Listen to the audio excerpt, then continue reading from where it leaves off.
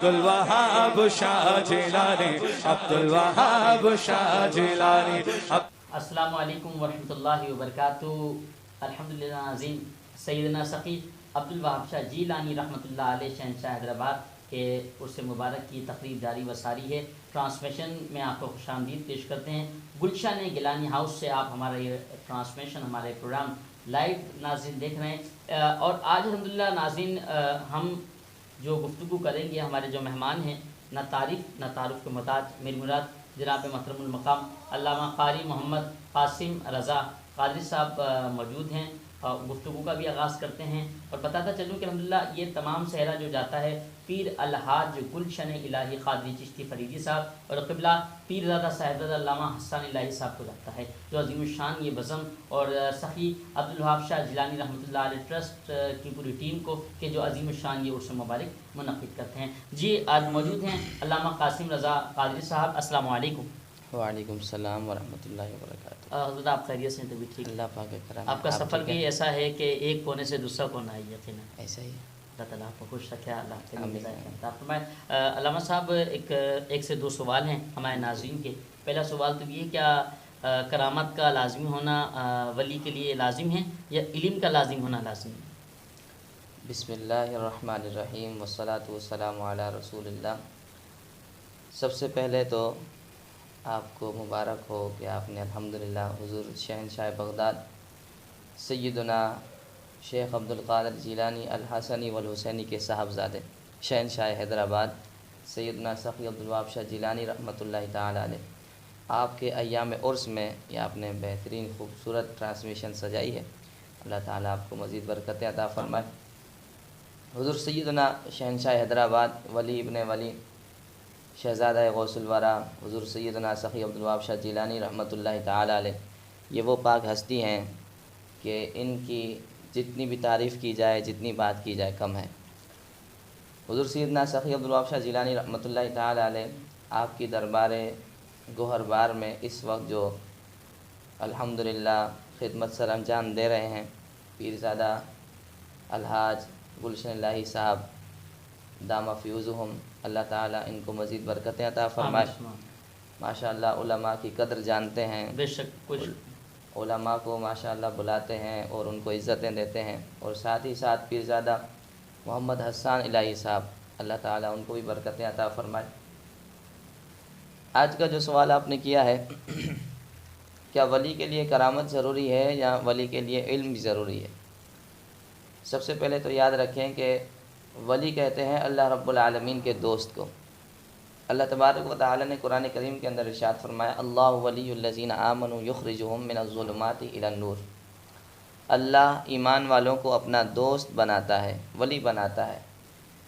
پھر سوال کرتے ہیں باری تعالیٰ، جب تو ان کو اپنا دوست بنا لیتا ہے تو پھر ان کو کیا انعامات عطا فرماتا ہے؟ اللہ تعالیٰ فرماتا ہے یخرجہم من الظلمات الی النور، میں ان کو اندھیروں کی نگری سے نکال کر روشنیوں کی طرف بھیج دیتا ہوں۔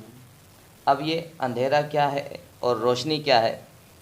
اس کا ایک معنی یہ ہے، اندھیرا ہے جہالت اور روشنی ہے علم۔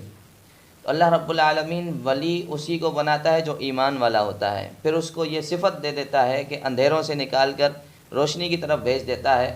تو ہمیں یہ بھی پتہ چلا کہ اندھیرے ہیں جہالت اور روشنی ہے علم، تو پتہ یہیں سے قرآن سے ہی ہمیں پتہ چل گیا کہ جو اللہ کا ولی ہوتا ہے وہ علم والا ہوتا ہے۔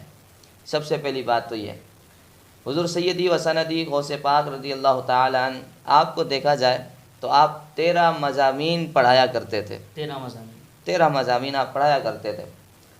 اب یہ تو رہی پڑھانے کی بات، اگر آپ چلے جائیں تو آپ نے پڑھا کتنا ہوگا، پھر اس پر بات نہیں کر رہے، کیونکہ حضور سیدی و سندی غوث پاک رضی اللہ تعالیٰ عنہ جہاں بھی آپ کا عرس منایا جاتا ہے، زیادہ تر یہی دیکھا گیا ہے کہ صرف اور صرف آپ کی کرامات کو بیان کیا جاتا ہے، آپ کے علم کو اتنا بیان نہیں کیا جاتا۔ تو ہماری عوام کے اندر مشہور یہ ہو گیا ہے کہ جو بھی ولی ہوگا اس کے لیے کرامت ضروری ہوگی۔ اب اگر کوئی کرامت نہیں دکھاتا تو لوگ اس کو ولی نہیں مانتے۔ تو سب سے پہلی بات تو یہ ہے کہ ولی کے لیے کرامت ضروری نہیں ہے، ولی کے لیے علم ضروری ہے۔ جب تک اس کے پاس علم نہیں ہوگا تب تک وہ ولی نہیں بن سکتا۔ قرآن کے اندر جو شرط بیان کی یخرجہم من الظلمات الی النور، اللہ ان کو اندھیروں سے نکال کر روشنی کی طرف بھیج دیتا ہے۔ تو روشنی سے مراد علم ہے۔ تو حضور سیدی و سندی غوث پاک رضی اللہ تعالیٰ عنہ آپ 13 مضامین پڑھایا کرتے تھے۔ اب آپ کا جو شیڈول ہے، صبح فجر کے بعد آپ بیٹھ جایا کرتے تھے، درس دیتے تھے، واعظ و نصیحت فرمایا کرتے تھے، پھر اشراق و چاشت، یہ تمام کا تمام دن جو ہے آپ کا پڑھانے میں گزرتا تھا۔ سبحان اللہ۔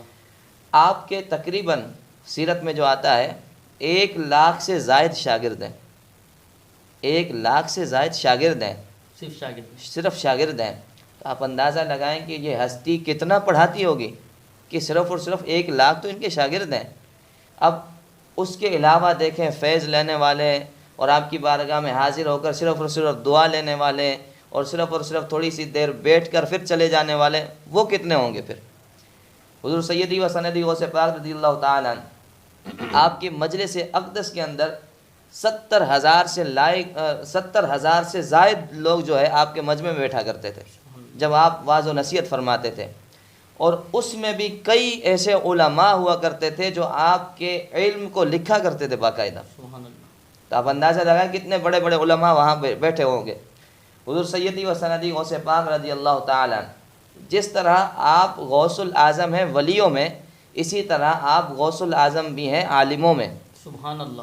ولیوں میں پھر عالموں میں، عالموں میں بھی غوث الاعظم ہے۔ ایسا نہیں ہے کہ صرف اور صرف آپ ولیوں میں غوث الاعظم ہیں، نہیں، آپ عالموں میں بھی غوث الاعظم ہیں۔ اگر دیکھا جائے تو آپ سے بڑا مفتی کوئی نظر نہیں آتا، اگر دیکھا جائے تو آپ سے بڑا کوئی شیخ الحدیث نظر نہیں آتا، اگر دیکھا جائے تو آپ سے بڑا کوئی شیخ التفسیر نظر نہیں آتا۔ اتنے بڑے عالم تھے حضور سیدی و سندی غوث پاک رضی اللہ تعالیٰ عنہ۔ آپ کا جب شہرہ ہوا، آپ کا جب اتنا بڑا آپ نے اتنے بڑے علماء آپ کے پاس جب آنے لگے، تو ایک نحوی ہیں، انہوں نے جب آپ کی اتنی شہرت سنی تو انہوں نے کہا کہ چلو ہم بھی چلے جاتے ہیں ان کی بارگاہ میں۔ حضور سیدی و سندی غوث پاک رضی اللہ تعالیٰ عنہ آپ کی بارگاہ میں وہ آ گئے۔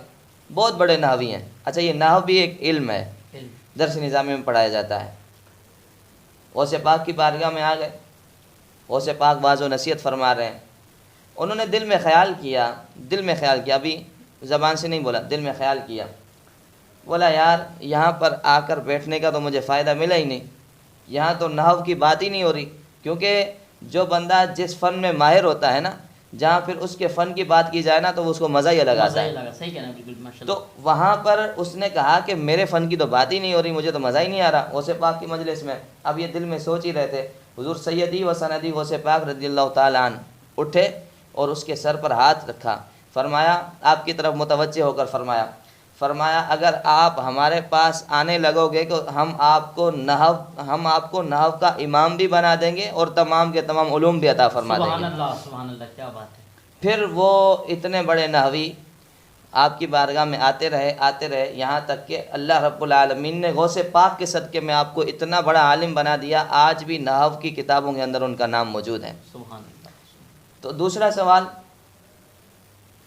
آپ نے کیا نہیں ہے، ہم نہیں، وہ میں آپ کا عزت کرنے لگا، عرس سے مبارک کا عرس سے مبارک، جی، تو میں اسی میں جو ہے، کیونکہ اولیاء کرام کی تو بات ویسے ہی چل رہی ہے، کیا بات ہے، تو اسی میں ہی جو ہے نا میں ملانا چاہ رہا تھا۔ عرس کہتے ہیں خوشی کو، عرس کہتے ہیں خوشی کو۔ دوسرا اس کا معنی یہ ہے، عرب کے اندر جب دلہا اور دلہن ان کی شادی ہو جاتی ہے تو پھر یہ جب آ جاتے ہیں تو پھر ان کو بھی عرس کہا جاتا ہے۔ تو عرس شادی کو کہا جاتا ہے عربی کے اندر، ایک معنی تو اس کا شادی ہو گیا، اور شادی یہ بھی خوشی ہوتی ہے۔ اب بات یہ ہے کہ ایک اللہ رب العالمین کا ولی اس دنیا سے چلا گیا، اس کا سال گزرتا ہے تو ہم اس کی نیاز کے اوپر عرس کا نام دے دیتے ہیں، شادی کا نام، صحیح کہہ رہے ہیں، واہ۔ تو اس میں یہ کیا بات ہوئی؟ وہ تو جانے والا تو چلا گیا، اب 1 سال گزر گیا، 1 سال بیت گیا، پھر ہم اس کو عرس کا نام دے رہے ہیں۔ اب مرنے والے کے اوپر عرس کا نام دینا یہ کہاں سے ثابت؟ سب سے پہلے تو یہ سنیے گا، ہمارا اہل سنت کا عقیدہ اور نظریہ یہ ہے، اولیاء کرام علیہم الرضوان جتنے بھی ہیں ان کے فیوز و برکات ہمیں ملتے ہیں اور ان سے فائدہ بھی ہوتا ہے، اور یہ مجرب طریقہ ہے کہ جو اولیاء کرام علیہم الرضوان کے پاس جاتا ہے اور ان سے جا کر لو لگاتا ہے تو پھر وہ یہاں بھی کامیاب نہیں بلکہ آخرت میں بھی کامیاب ہو جاتا ہے۔ واہ واہ، یہ اولیاء کرام علیہم الرضوان کا جو ہے الحمدللہ یہ ہمارا عقیدہ ہے کہ اولیاء کرام علیہم الرضوان اتنا فیض رکھتے ہیں اور آگے بانٹتے بھی ہیں۔ تو ایک صرف اور صرف میں دلیل آپ کو یہ اتنی دے دوں کہ حضور سیدی غوث پاک رضی اللہ تعالیٰ عنہ جب آپ کا سال گزر جاتا ہے، آپ کی جو ہے یوم وصال، اور جب آپ کی جانے کی تاریخ آ جاتی ہے اس دنیا سے، تو ہم اس کو بھی وصال اپنا عرس کا نام دے دیتے ہیں، یوم وصال کو بھی یوم عرس کا نام دے دیتے ہیں۔